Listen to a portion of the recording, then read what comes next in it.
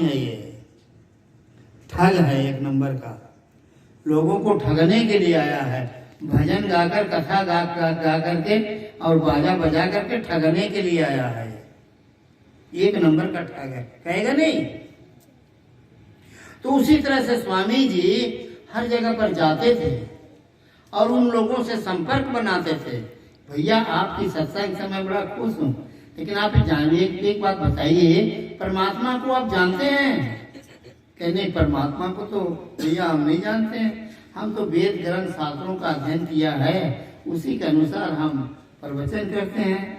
रामायण जानते हैं, रामायण के अनुसार प्रवचन करते हैं। श्रीमद् भागवत गीता जानते हैं, श्रीमद् भागवत गीता के तरह हम प्रवचन करते। स्वामी जी कहते थे, अरे श्रीमद् भागवत गीता पढ़ करके तुम कृष्ण को देखा? जहाँ कृष्ण है वहां तुम पहुंचा नहीं। झूठ मूठ का क्या तुम्हें सब कागज को जो है इधर उधर उल्टा रहे। जब तुमको भगवाने का दर्शन नहीं है रे अंधरा, तो तुम झूठ मूठ जो है आदमी को ठगने का ये जो ठग विद्या तो है सफा बात। सच्चा आदमी कभी स्वीकार कर ही नहीं सकता गलत को। कल मैं देखा दीपक बाबू लेकर के जा रहे थे, ये हनुमान जी का मंदिर है ना, इतना भीड़ लगा हुआ है। उसके बाद वहाँ मुख्यमंत्री जी का जो है ना वो गेट खुला हुआ है, वहाँ इतना भीड़ लगा हुआ है वो मुख्यमंत्री जी का दर्शन करने के लिए। बताओ, ये सारे लोग वैसे हैं। अरे तुम सही हो तो तुम्हारे पास मुख्यमंत्री आएगा, तुम चोर हो तो तुम चोर के संगत में रहोगे? क्या जरूरत है तुमको जाने के लिए? क्या आशीर्वाद देगा? खुद गलत है वो।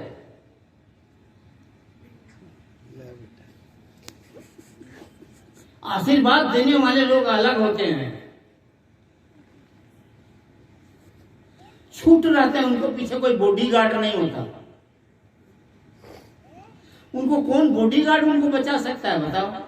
अरे सारा दुनिया को बचाने वाले होते हैं। जो सच्चा आदमी है, कहते सांचे लागे ना शराब, सांचे काल न खाया, सांचा सांच जो चले ताकू का न खाया। सही रास्ते पर चलने वाले का दुनिया में कोई ताकत नहीं है बर्बाद करने का। इसीलिए साहब कहे हैं, सांच बराबर तप नहीं, झूठ बराबर पाप। जाको हृदय सांच है ताको हृदय। जिसका हृदय सच्चा है उसके हृदय में परमात्मा का वास है। वो परमात्मा है। वो परमात्मा मंदिर में खोजने की जरूरत नहीं है, आदमी के रूप में घूमते रहते हैं सब समय परमात्मा। ये सब क्या? सब परमात्मा का रूप है। आप लोग सब परमात्मा ही हैं, लेकिन आप जानते नहीं हैं कि हम कौन हैं। उसको जनाने के लिए मेरे जैसे आते हैं सतगुरु लोग। कह रहे अंधरा, यही सब करते हुए तुम्हारी जीवन बीत गई। मंदिर में जाते हुए, गिरजा गुरुद्वारा में जाते हुए, तीर्थ व्रत में चक्कर लगाते हुए आज तक तुम्हारी जीवन बन नहीं पाया।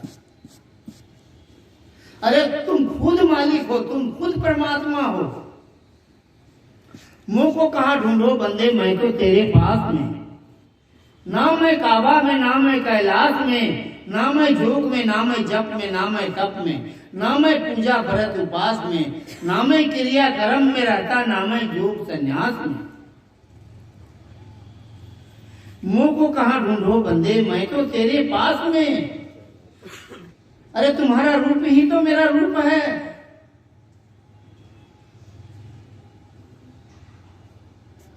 हम माटी पत्थर की मूर्तियों में थोड़े रहते हैं, कि कोई बनाया हुआ मंदिर में थोड़े रहते हैं। मंदिर तो उसको कहते हैं जहां मन और धीर दोनों हो, उसका नाम मंदिर है। ईटा पत्थर से बनाया हुआ मंदिर कभी नहीं हो सकता है, वहां भगवान कभी मिल ही नहीं सकता। अगर कभी मिला होगा तो आज तक कोई बताते हमको कि हनुमान जी का मंदिर में हम हनुमान जी का दर्शन किया? अरे झूठे मूठ वहां जो है ना माटी पत्थर की मूर्तियों का बनाया हुआ हनुमान जी का दर्शन कर लिया, उसे तुम्हारी क्या कल्याण होगा? कल्याण करने वाले हनुमान तुमको मिल जाएगा उस दिन तो तुम्हारी कायाकल्प हो जाएगा, उस दिन तो तुम्हारा जीवन बदल जाएगा। तो कब मिलेगा? जब कोई सच्चा गुरु मिलेंगे, सच्चा कोई मार्गदर्शक मिलेंगे, वो सीधा बता देंगे देखो यही यही भगवान है, यही हनुमान जी है, पकड़ो इनका गोड़, तुम जो चाहते हो सब दे देंगे। वैसा मिलता है। ये झूठ मूठ का खेल करने वाली नहीं होता, ये सब भक्ति। लेकिन खोज होगा आपके जीवन में तब तो मिलेंगे। आपका जीवन तो पशु के तरह बना हुआ है। कोई वेद पशु बन गया है, वेद ग्रंथों को पढ़ पढ़ कर अपना जीवन बिता रहा है, उसको वेद पशु कहते हैं। कोई क्रिया पशु कहते हैं, जो उनकी औरत जो कहेगा वैसे ही चलेगा। आज एक आदमी मेरे पास आया था मसौड़ी से, उसका औरत कहने लगा चलिए चलिए चलिए, वो आदमी बनेगा? वो क्रिया पशु है। वो औरत उसको जैसे नचाएगा वैसे करेगा। वो उसको मर्द कहते हैं, वो सारा हिजड़ा है जो औरत के चक्कर में चलता है। अरे भगवान तुमको मोछ दिया है, अब बिना मोछ वाले के चक्कर में तुम क्यों पड़ा हुआ है? तब मैं एक तो डिस्कवरी में देखा, एक सिंह जो है ना गर्म हो गया, वो 8-10 सिंहनी उसके पीछे आगे जो है ना घूम रहे हैं। उसके सामने जाने की किसी की जो है ना शक्ति नहीं हो रहा है। उसके जीवन में खोज है एक सिंहनी का, 8-10 सिंहनी उसके चक्कर में आगे पीछे चल रहे हैं, ये सामने नहीं जा सकते क्योंकि सिंहनी का जो दूध है उसमें इतनी शक्ति है कि सोना का बर्तन के सिवा कोई बर्तन उसको रख नहीं सकता है।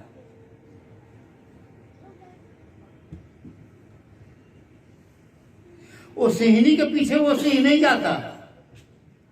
हम डिस्कवरी में देखा, वो बात मैं बता रहा हूं आप लोग को, हर कोई देख सकते हैं। तो ऐसा होता है, मर्द की जो गुण है वो एक अलग है। मैं आप लोगों को एक अच्छा कथा बता दे रहा हूं, और हम ठगने वाले कथा नहीं बताते हैं, हम सही कथा आदमी को बता देते हैं। एक बार जो है ना चंद्रलोक में, इंद्रलोक में देवताओं का सभा बैठा। तो इंद्रलोक में जो सभा बैठा, तो देवता लोग आए तो वो लोग कहे इंद्र जी से, महाराज इंद्रराज ये जो सभा है आपने कैसे बैठाया है, देवताओं का सभा? उन्होंने कहा इंद्र जी है कि मेरी 2 कन्या हैं, रिद्धि और सिद्धि, इनकी ब्याह करना है, तो इसीलिए मेरी बेटी लोगों का इच्छा है कि यहाँ देवताओं का सभा लगवाइए और हम जिसको पसंद करेंगे उससे उसके साथ मेरा ब्याह कर दीजिए। तो इसलिए ये देवताओं का सभा लगाए हैं। तो शंकर जी भी चले आए, पार्वती भी चले आए, उनके दोनों बच्चे भी चले आए, कार्तिक और गणेश। थोड़े देर में जो है ना जब सभा बिल्कुल फिट हो गया, तब दोनों कन्या निकले जो है ना रिद्धि और सिद्धि। अब चक्कर काट रहे हैं, देख रहे हैं किसके गले में हार डाला जाए। तो 3-4 चक्कर लगाने के बाद जो है ना दोनों कन्या गणेश जी के गले में हार डाल दिया। तो बहुत ऐसे देवता लोग हंस गए, देखो साला पगला कन्या है जो है, जिसका शरीर तो है आदमी का और मूड है हाथी का, उसको गले में डाल दिए हार। बताइए, इतने सुंदर सुंदर देवता लोग हैं, उनको हार नहीं डालने सके।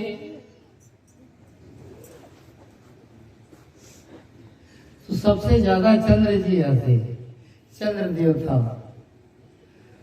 तो गणेश जी कहे कि बेटा तुम हमको देख करके हंसते हो ना, भादो का चौथ और माघ का द्वितीया, जो तुम्हारा मुंह देखेगा उसको निश्चय कलंक लगेगा। सभा के अंदर बोल दिया गणेश जी। आप लोग पढ़े हैं कि नहीं हैं? उन्होंने शराब दे दिया चंद्र जी को कि तुम्हारा मुंह चौथ, भादो का चौथ और माघ का द्वितीया चांद जो देखेगा उसको निश्चय कलंक लगेगा। आज भी जो देखता है उसको कलंक लग जाता है, क्योंकि गणेश का शराब कैसे चलेगा भाई। गणेश को तो आशीर्वाद मिला हुआ है अलख निरंजन का, शंकर जी का। क्योंकि पार्वती जी कहे कि आपने क्यों इसका सर काट दिए? अरे हमको अंदर जाने नहीं देता था, इसलिए गुस्सा के मारे हम सर काट दिए। हम उसको बनाया था किस लिए? पहरा करने के लिए, और आपने इसका सर काट दिया। कौन दुनिया में पूछेगा? और जीवित भी किया तो हाथी का सिर ला करके आपने लटका दिया। कोई आदमी का सिर ला करके लटकाते तो अलग बात होता। दुनिया में कोई पूछबू कर, ये हाथी वाला सिर जिसका आ गया, कौन पूछेगा इसको? कह पार्वती घबराओ मत, हमारी आशीर्वाद है ये तीनों काल का जानने वाला होगा। भूत भविष्य वर्तमान तीनों काल का जानने वाला होगा, अगम निगम के जानने वाला होगा, और पूजा में सबसे पहला इसका नाम होगा। कोई भी पूजा होता है वहां श्री गणेश का पहला पूजा होता है। उनकी आशीर्वाद मिल गया, और टलने वाला तो है ही नहीं। चंद्र जी को जो है न कह दी कि जाओ तुम हमको देख हंस रहे हो ना, तुम्हारा मुंह भादो का चौथ और माघ का द्वितीया जो तुम्हारा मुंह दिखेगा उसको निश्चय कलंक लगेगा। आज भी लगता है, हम जानते हैं इस चीज को। वो सतवाणी जो है ना, वो कोई काट नहीं सकता है।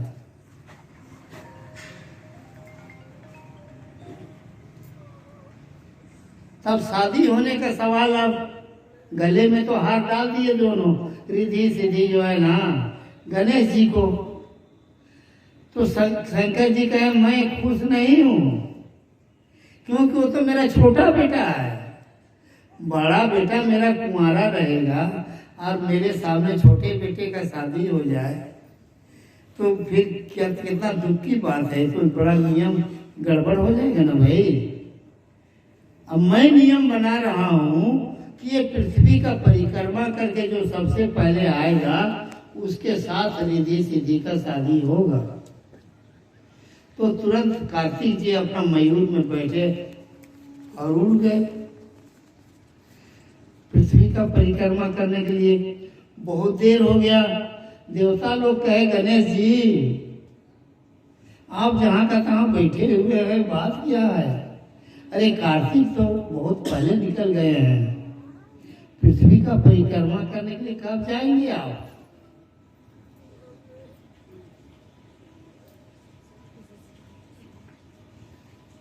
तो गणेश जी कहते हैं देखिए आपने हमको देखा नहीं। अरे कार्तिक जी जब चले गए ना, थोड़े देर के बाद हम उठ करके अपने माता पिता का 7 चक्कर लगाए।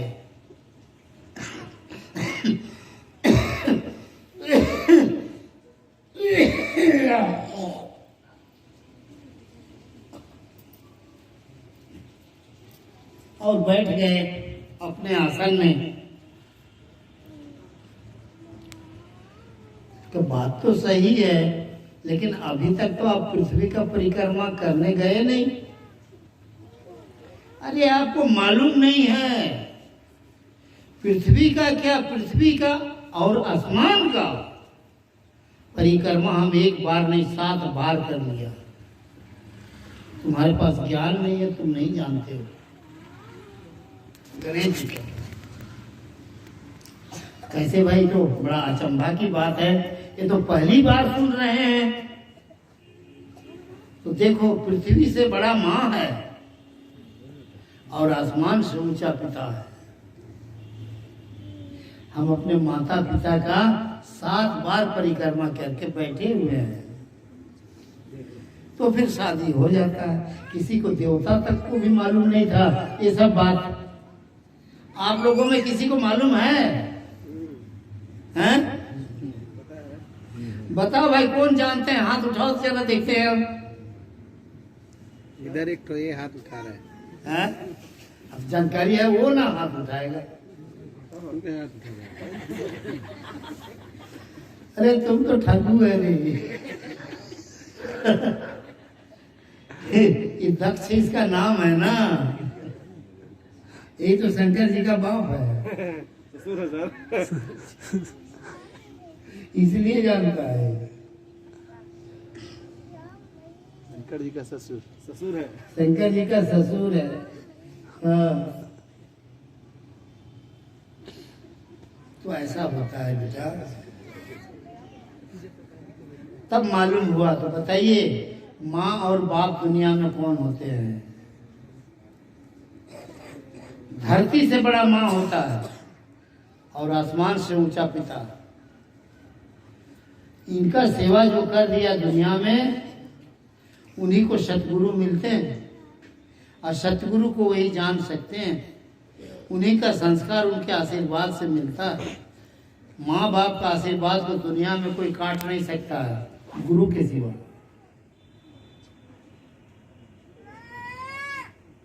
अगर कोई शराब दे दिया माँ बाप किसी का, सतगुरु ही उसको काट सकता है, अन्यथा कोई दुनिया में जन्म नहीं लिया है। कोई देवी देवताओं का जन्म नहीं है माँ बाप का आशीर्वाद को काट दे। तो इसलिए माँ बाप का सेवा करो जो आपके घर में है। मंदिर क्या करने जाते हो? खाक छानने के लिए? कौन माता और कौन पिता है? झूठे मुठ का तुम्हारे कहने से हो जाएगा। वैष्णो देवी जा रहे हैं, साला गोड़ हाथ जहाँ टूटेगा। कितने जाने में मरते हैं। कहीं गाड़ी उलट गया तो क्या हो गया, पूरा साला गाड़ी का गाड़ी खत्म हो जाते हैं। जहाँ अरे तुम्हारे देवता तो घरे में है, तुम खोज कहाँ रहे हो बताओ? बिना गुरु का खोजते हैं, जानेंगे क्या? आप लोग के पास हम आए हैं, हमसे भी एक कदम ऊपर होने के लिए। भगवान को खोजो मत बेटा, तुम लोग खुद ही भगवान हो।